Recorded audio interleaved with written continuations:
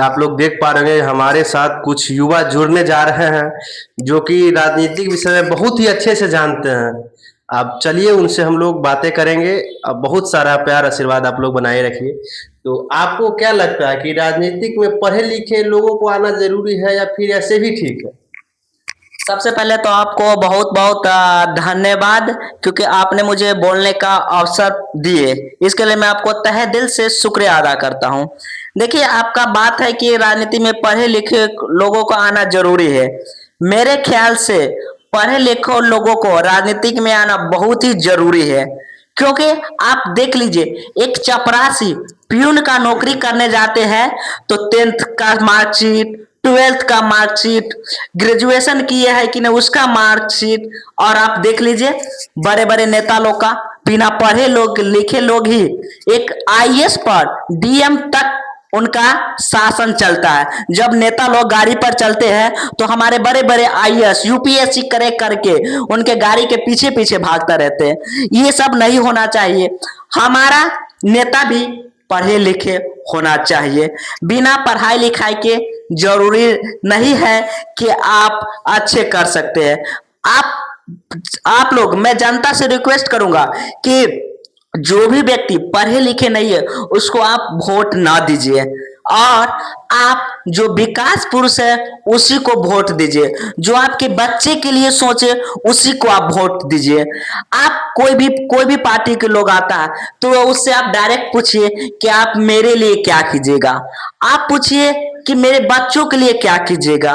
आप पूछिए कि अगले 5 साल आपका क्या प्रोपेगेंडा है, आप क्या विकास कीजिएगा, मुझे मॉडल बताइए, तब जाके मैं आपको वोट दूंगा। और किसी भी, सबसे पहले शिक्षा पर राजनीति होना चाहिए, तभी मेरा देश विकसित बनेगा। Thank you. बोल रहे हैं कि शिक्षा पर राजनीतिक होना चाहिए, तो फिर कन्हैया कुमार से मुझे नहीं लगता कि पढ़ा लिखा भी कोई होगा आरजेडी चाहे बीजेपी में, तो फिर उनको लोग बिहार में क्यों हरा दिए? हाँ, देखिए, मैं यहाँ पर बात फंसा ना, क्योंकि आपका का नाम बिल्कुल सही है कि कन्हैया कुमार से नो डाउट कन्हैया कुमार इतना पढ़े लिखे मुझे नहीं लगता है कि दो चार नेता को छोड़कर कोई है। एक राहुल गांधी है और एक दो और है। बट बिहार की हमारा दुर्दशा देख लीजिए कि एक बाबा को जिता देते हैं और पढ़े लिखे युवा को हरा देते हैं। ये हमारे बिहार के लिए बहुत ही और भारत के लिए बहुत ही दुखद दिन है। उसके बाद मैं बात करूंगा कि दिल्ली में भी उनको हरा दिल्ली दिया। में भी दिल्ली तो बहुत पढ़े लिखे राज्य, वहां भी ये लोग हरा दिए कन्हैया कुमार। केजरीवाल से अच्छा कौन काम करता दिल्ली में, उनको भी लोग हरा दिए। बताइए, केजरीवाल जिस दिन हारे उस दिन मेरे आंख से आंसू टपकने लगा था, क्योंकि केजरीवाल ही वो व्यक्ति है जो इतना दिल्ली मॉडल बना दिया, शिक्षा का हब बना दिया पूरे दिल्ली को, और पूरे भारत में एक मिसाल कायम किया। दिल्ली के जो शिक्षक अरविंद केजरीवाल जी थे, वो अपने फंड से टीचर को पढ़ने के लिए विदेश भेजते थे। उस आदमी को कुछ हमारे देश के चंद नेता जो धर्म के नाम पर राजनीति करके उनको मुद्दा से भटका के, और आज देख लीजिए दिल्ली का दुर्दशा फिर से गर्त में जा रहा है। मैं तो चाहूंगा कि अरविंद केजरीवाल जैसा नेता पूरे भारत में हो।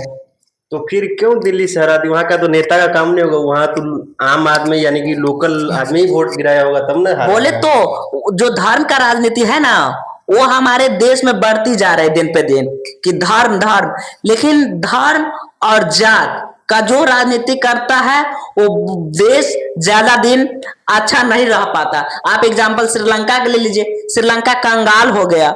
आप कोई भी बड़े देश को ले लीजिए, जो धर्म का राजनीति करता है उसका दिन खराब होते चल जाता।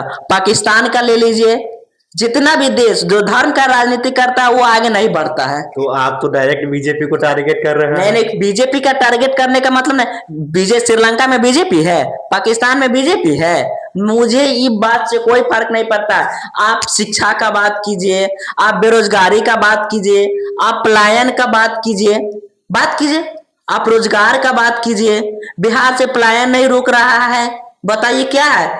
आप कई वो नेता के बेटा को आप देखे हैं कि जय श्री राम, वो लोग क्या वो देखे देवघर 110 किलोमीटर पैदल चलते हुए, क्या वो बेटा को बताइए, धर्म के राजनीति सबसे जो पढ़े लिखे व्यक्ति को जो लोग रहते वो तो समझते हैं, और जो मिडिल क्लास लो क्लास का व्यक्ति, तुम चलो अपना जोर से 100 रुपया का पेट्रोल भराओ, अब बोलो जय श्री राम, जय, मैं भी कहता हूँ जय श्री राम, क्या आप कहिए, लेकिन क्या जरूरी मुझे रोड पर जाने का?